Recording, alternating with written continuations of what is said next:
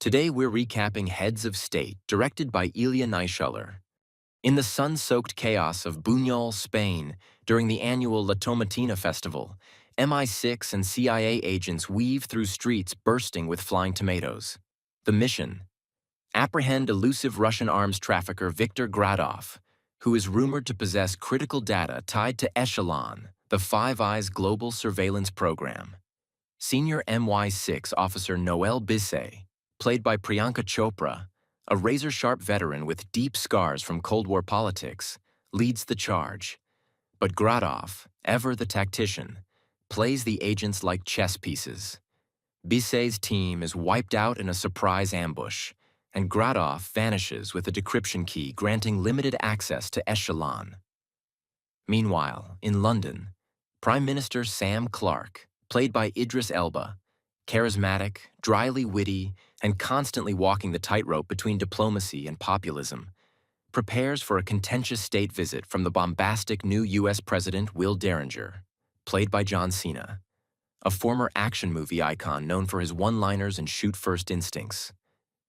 Their meeting is a diplomatic train wreck, culminating in a shouting match on the steps of 10 Downing Street. As damage control, their respective aides, Quincy, uptight and proper, and Bradshaw, laid back and suspiciously efficient, suggest the leaders travel together to the NATO summit in Trieste to at least appear united. On board Air Force One, tensions simmer as Clarke and Derringer snipe over foreign policy, Hollywood, and the metric system. But the real threat comes from above. Gradov's mercenaries, flying disguised fighters, launch a coordinated aerial attack. The plane is hit, forcing Clarke and Derringer to parachute out, bickering the entire way, and crash land in a forest near the Belarusian border. Injured, out of contact, and presumed dead, the world believes NATO has lost both its most high-profile leaders. Forced to cooperate, the two men are taken in by a sharp-tongued Belarusian farm widow who offers them shelter in exchange for help fixing her tractor. After narrowly evading Gradov's kill team in a barn-set shootout, they hitch a ride on a produce truck to Warsaw, where they locate CIA field officer Marty Comer, played by Jack Quaid, an eccentric but loyal agent with a love of jazz and underground hot sauce rings. Unfortunately, they've been tracked. Gradov's enforcers Sasha and Olga, sadistic twins with a fondness for disguises, raid the apartment. Comer takes a bullet to the head. The duo escapes, aided by Noel Bisset, who survived her team's massacre and has been working off-grid ever since. Bisset reveals the gravity of the situation.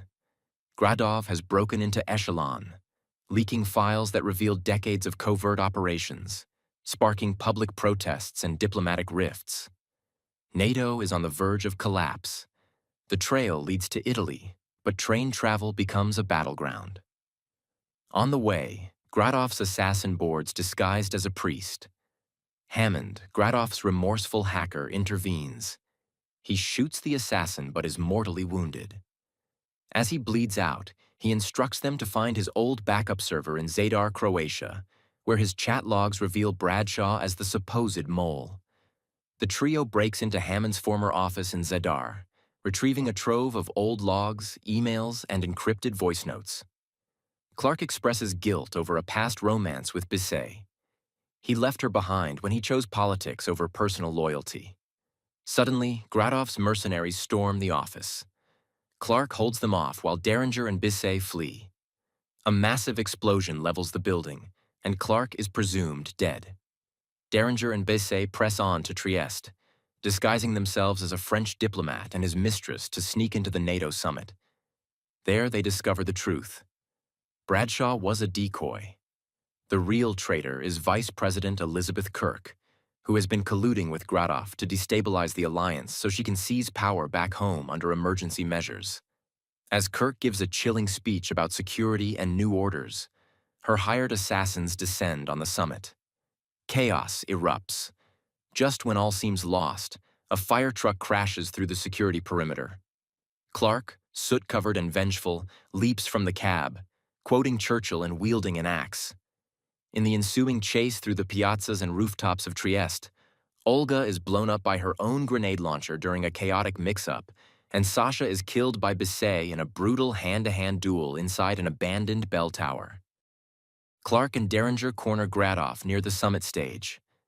Gradoff tries to escape by air, calling for his helicopter. In an absurd, slow-motion moment, Gradoff shoots Clarke with a spear gun, and Derringer throws a concrete statue of Garibaldi onto the fleeing helicopter, crushing the rotor and sending it crash to the ground. 2 months later, Clarke and Derringer are now unlikely allies and drinking buddies, regularly hosting awkward joint press conferences. NATO is back on track. Clarke's popularity soars. Derringer is rumored to be running for re-election, seriously this time. Thanks for watching. Like and subscribe below to watch more movie recaps with Brian. Comment below which movie you'd like to see recapped next.